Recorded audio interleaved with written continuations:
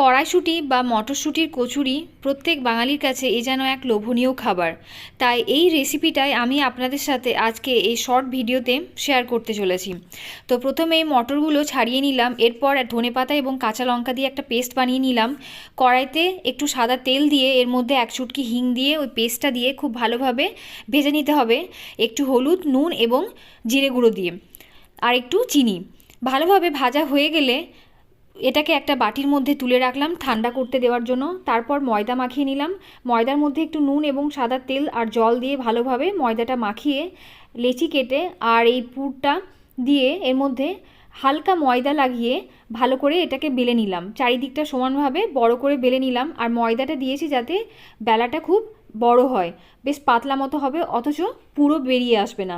এরপর গরম তেলে এটাকে ছেঁকে ভেজে নিলাম। ভিডিওটা ভালো লাগলে অবশ্যই একটা লাইক করতে ভুলবেন না, শেয়ার করবেন।